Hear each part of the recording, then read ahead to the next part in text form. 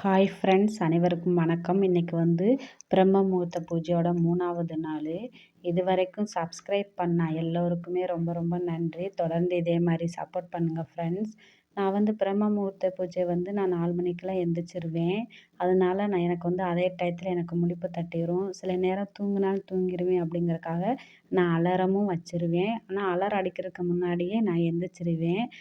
குளிச்சுட்டு வந்துட்டு தான் நான் நிலைவாசல் கதவவே திறப்பேன். நான் நாற்று போட்டிருந்த கோலத்தை வந்து கூட்டி பெருக்கிட்டு நான் தண்ணி தெளித்து சிம்பிளாக ஒரு கோலம் ஒன்று போட்டு முடிச்சிருவேன். முடிச்சுட்டு நான் சாமி படங்களுக்கு வந்து நான் படத்துக்கு வந்து வச்சுருந்த பூ வந்து வதங்கிருந்துச்சுன்னா நான் பூவை வந்து மாற்றிடுவேன். வதங்காமல் நல்லா இருந்துச்சுன்னா நான் அப்படியே வச்சுருவேன். விளக்கு போடுற தட்டில் வந்து பூ வந்து டெய்லியுமே மாற்றிடுவேன். ஏன்னா அந்த விளக்கு வந்து எரியும் போது அந்த பூ வந்து கொஞ்சம் வதங்கிரும். அதனால் நான் தட்டில் மட்டும் நான் டெய்லியுமே பூ வந்து மாற்றிடுவேன்.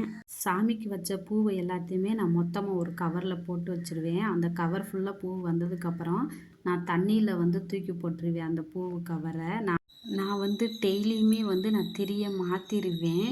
அது நான் பஞ்சு திரி போடனா நான் 2 திரியாக போட்டு தான் நான் விளக்கு ஏற்றுறேன். நிலைவாசலுக்கு வந்து டெய்லியுமே நான் ஒரு விளக்கு ஏற்றிடுவேன். ஏற்றிட்டு தான் நான் சாமிகளுக்கு வந்து விளக்கு ஏற்ற ஆரம்பிப்பேன். விளக்கு ஏற்றி முடித்த உடனே சாம்பிராணி, ஊதுபத்தி, சூடம் எல்லாத்தையுமே இப்போ சாமிகளுக்கு காமிச்சிட்டு நான் அன்னைக்கு வந்து என்னுடைய பிரம்ம முகூர்த்த பூஜை வந்து நான் நல்லபடியாக முடிச்சிடுவேன்.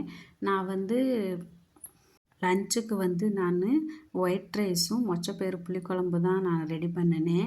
நான் மொச்சப்பயிரை வந்து நான் நாற்று நைட்டே நல்லா 8 மணி நேரம் ஊற வச்சுட்டு நான் காலையில் குக்கரில் ஒரு 2, 3 குக்கரில் வந்து ஒரு 3 விசில் விட்டு நல்லா பயிரை வந்து வேக எடுத்துக்கிட்டேன். இங்கே வந்து காய் வந்து கத்திரிக்காய், முருங்கைக்காய், உருளைக்கிழங்கு போட்டு நான் மொச்சப்பயிறு புளிக்குழம்பா போட்டு நான் ரெடி பண்ணிக்கிட்டேன். நீங்கள் புதுசாக இந்த வீடியோ பார்க்குறீங்க அப்படின்னா மறக்காமல் லைக் பண்ணுங்கள், சப்ஸ்கிரைப் பண்ணுங்கள், சப்போர்ட் பண்ணுங்கள் ஃப்ரெண்ட்ஸ். என் பையனுக்கு வந்து மதியம் லஞ்சு வந்து ஒயிட் ரைஸும் மொச்சப்பயிறு போட்ட புளிக்குழம்பு தான் வச்சு கொடுத்துருந்தேன். நான் குழம்பு ஊற்றி சாப்பாட்டில் மிக்ஸ் பண்ணி தான் கொடுத்தேன்.